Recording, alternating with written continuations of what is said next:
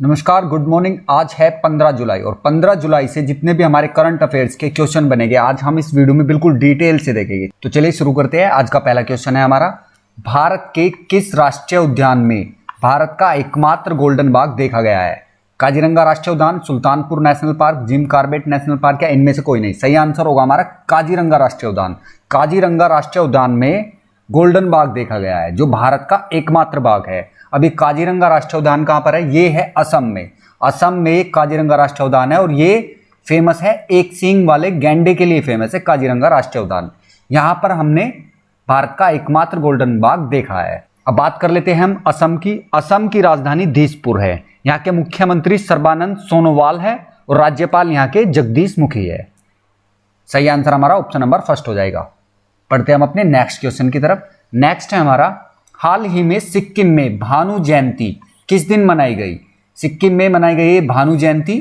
उसका right answer होगा हमारा 13 जुलाई। 13 जुलाई को सिक्किम में भानु जयंती मनाई गई है। अब ये भानु जयंती किस लिए मनाई गई है? भानु जयंती, भानु है कौन? ये नेपाली कवि है ये भानु। इनकी 206वीं जयंती थी जो 13 जुलाई 2020 को सिक्किम में मनाई गई है। ये वो कवि है जिन्होंने संस्कृत से नेपाली में रामायण का अनुवाद किया था। रामायण का जो अनुवाद किया था वो संस्कृत से नेपाली में किया था। सही आंसर हमारा 13 जुलाई को इनकी ये जयंती मनाई गई है सिक्किम में। बढ़ते हैं नेक्स्ट क्वेश्चन की तरफ।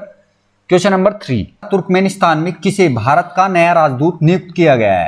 इसका सही आंसर होगा हमारा डॉक्टर विधु पी नायर।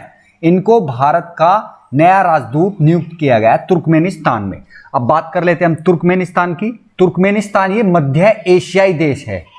ये देखिए मैप में तुर्कमेनिस्तान, यहाँ की जो राजधानी है वो अशकाबाद है। सही आंसर हमारा डॉक्टर विधु पी नायर। बढ़ते हैं नेक्स्ट क्वेश्चन की तरफ। क्वेश्चन नंबर 4 है हमारा, नई आर्थिक गलियारा परियोजना कहाँ शुरू की गई है? एक परियोजना शुरू की गई है नई आर्थिक गलियारा। सही आंसर हमें बताना है। इसका राइट आंसर होगा हरियाणा। हरियाणा में नई आर्थिक गलियारा परियोजना शुरू की गई है। यह परियोजना किससे संबंधित है? यह सड़क परिवहन से संबंधित है। इस परियोजना से समय, ईंधन और लागत की बचत करने और हरियाणा के पिछड़े क्षेत्रों को लाभान्वित करने की उम्मीद है। और इस योजना का उद्घाटन किसने किया है? सड़क परिवहन राजमार्ग मंत्री नितिन गडकरी ने 14 जुलाई 2020 को इस नई परियोजना का शुभारंभ किया है। नई आर्थिक गलियारा परियोजना कहाँ पर है? हरियाणा में इसका उद्घाटन हुआ है। हरियाणा के जो मुख्यमंत्री है वो है श्री मनोहर लाल खट्टर जी और यहाँ की राजधानी है चंडीगढ़। बढ़ते हैं हम अपने नेक्स्ट क्वेश्चन की तरफ। क्वेश्चन नंबर 5, 20 गोल करने वाले पहले फुटबॉलर खिलाड़ी कौन बने हैं? ऑप्शन में रोनाल्डो, लियोन मेसी, नेमार या फ्रैंक लैम्पार्ड। सही आंसर होगा हमारा लियोन मेसी। लियोन मेसी 20 गोल करने वाले, यानी कि एक सीजन में 20 से अधिक गोल करने वाले ये पहले खिलाड़ी बने हैं। लियोन मेसी कहाँ के है? ये अर्जेंटीना। ये अर्जेंटीना के है और ये अर्जेंटीना की राष्ट्रीय टीम में खेलते हैं। रोनाल्डो का नाम आता है। अब इसमें रोनाल्डो के लिए भी इसमें एक इंपॉर्टेंट चीज हो जाती है कि कौन सी कंट्री के है ये और कौन सी कंट्री से खेलते हैं। रोनाल्डो है पुर्तगाल के और ये पुर्तगाल की टीम से खेलते हैं। क्लब इनके अलग अलग होते हैं। सही आंसर हमारा 20 गोल करने वाले पहले खिलाड़ी बने हैं लियोन मेसी। राइट आंसर हमारा ऑप्शन नंबर 2। बढ़ते हैं नेक्स्ट की तरफ।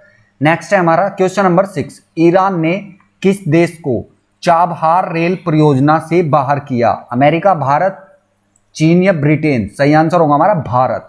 ईरान ने अभी चाबहार रेल परियोजना से भारत को बाहर कर दिया है। इस परियोजना के तहत भारत और ईरान के बीच में एक समझौता हुआ था कि वह ईरान की मदद करेगा इस चाबहार रेल परियोजना को बनाने में, लेकिन भारत अब उसे टाइम पर ना तो पैसा दे रहा है और ना ही उसको कुछ हेल्प कर रहा है किसी भी तरह की। इसीलिए इस रेल परियोजना में देरी हो रही है, तो इसलिए इन्होंने भारत को अब ये बाहर कर दिया। अब ये भारत के बिना मदद के ही इस योजना को बनाएंगे। सही आंसर हमारा भारत। ईरान की राजधानी तेहरान है। यहाँ की जो मुद्रा है वो ईरानी रियाल है। हसन रूहानी यहाँ के प्रधानमंत्री है ईरान के। सही आंसर हमारा भारत। बढ़ते हैं नेक्स्ट क्वेश्चन की तरफ। क्वेश्चन नंबर 7, 2020 के वान करमन पुरस्कार से किसे सम्मानित किया गया? सही आंसर होगा हमारा के सिवन। हमारे इसरो के जो प्रमुख है के सिवन, इनको इस वान करमन पुरस्कार से सम्मानित किया गया है। अब ये वान करमन पुरस्कार क्या है? ये एक इंटरनेशनल एकेडमी ऑफ एस्ट्रोनॉटिक्स किस संगठन के पहले अध्यक्ष है ये वान करमन, और इन्हीं की याद में इस पुरस्कार को दिया जाता है। ये पुरस्कार दिया क्यों जाता है? ये पुरस्कार विज्ञान की किसी भी शाखा में आजीवन उपलब्धियों को चिन्हित करने के लिए प्रतिवर्ष दिया जाता है और ये 2020 के वॉन कर्मन पुरस्कार से सम्मानित किया गया है इसरो के प्रमुख को के सिवन को। बढ़ते अपने नेक्स्ट क्वेश्चन की तरफ। नेक्स्ट है हमारा question number 8। Elite excellence award 2020 से किसे सम्मानित किया गया? मध्य प्रदेश, उत्तर प्रदेश सरकार, राजस्थान सरकार या छत्तीसगढ़ सरकार? सही आंसर होगा छत्तीसगढ़ सरकार। छत्तीसगढ़ सरकार को इलाइट एक्सीलेंस अवार्ड 2020 से सम्मानित किया गया है। यह पुरस्कार छत्तीसगढ़ सरकार को ही क्यों दिया गया है? क्योंकि छत्तीसगढ़ सरकार की महत्वाकांक्षी सुराजी गांव योजना और अन्य प्रमुख योजनाओं की निगरानी के लिए बनाई गई एक मुख्यमंत्री दर्पण वेबसाइट और एक मोबाइल ऐप को राष्ट्रीय स्तर पर इलाइट एक्सीलेंस अवार्ड 2020 से सम्मानित किया गया है। अब ये मुख्यमंत्री दर्पण वेबसाइट और ये मोबाइल ऐप क्या है? इस वेबसाइट, ये जो मुख्यमंत्री दर्पण वेबसाइट है, इससे सीधे मुख्यमंत्री सचिवालय से छत्तीसगढ़ सरकार की प्रमुख योजनाओं की निगरानी करना और आम नागरिकों को वास्तविक समय पर जानकारी प्रदान करना, ये इन वेबसाइट और ऐप का काम है। इसीलिए इनको इलाइट एक्सीलेंस अवार्ड दिया गया है। अब बात आती है छत्तीसगढ़ की। छत्तीसगढ़ की जो सीएम है, यहाँ के सीएम है भूपेश बघेल। छत्तीसगढ़ के राज्यपाल अनुसुईया उड़के और छत्तीसगढ़ की राजधानी है रायपुर। सही आंसर हमारा छत्तीसगढ़ सरकार हो जाएगा। बढ़ते हैं नेक्स्ट की तरफ। Question number 9। पोलैंड के राष्ट्रपति का चुनाव किसने जीता? सही आंसर होगा option number first, Andrzej DUDA. Andrzej DUDA ने फिर से, इससे पहले भी यही राष्ट्रपति थे और इस बार का चुनाव भी इन्होंने जीत लिया है। पोलैंड है एक यूरोपीय देश। इसकी राजधानी कहाँ है? राजधानी है वार्सा। यहाँ की मुद्रा जलाटी मुद्रा है यहाँ की, और ये यूरोपीय देश है पोलैंड। यहाँ के राष्ट्रपति आंद्रेज डूडा हो जाएंगे। राइट आंसर हमारा ऑप्शन नंबर फर्स्ट। बढ़ते हैं नेक्स्ट की तरफ। क्वेश्चन नंबर 10 है हमारा ए सॉन्ग ऑफ इंडिया पुस्तक के लेखक का क्या नाम है? लेखक का नाम बताना है। चेतन भगत, जेके रोलिंग, रस्किन बॉन्ड या सलमान रुश्दी? सही आंसर होगा हमारा Ruskin bond. Ruskin bond a song of India के राइटर है। ये पुस्तक 20 जुलाई को इसका विमोचन होगा और इसके राइटर है रस्किन बॉन्ड। ऑप्शन में हमारे चेतन भगत भी है, हाफ गर्लफ्रेंड से संबंधित है और इनके अन्य उपन्यास भी है। जेके रोलिंग हैरी पॉटर से संबंधित है। सलमान रुश्दी मिडनाइट चिल्ड्रंस और सैटेनिक वर्सेस से संबंधित है। सही आंसर होगा इसका रस्किन बॉन्ड। रस्किन बॉन्ड ये इंग्लिश राइटर है और ये भारत के ही है। नाम से ऐसा लगता है कि जैसे ये विदेशी हो, लेकिन ये भारत के ही राइटर है रस्किन बॉन्ड। बढ़ते हैं नेक्स्ट क्वेश्चन की तरफ।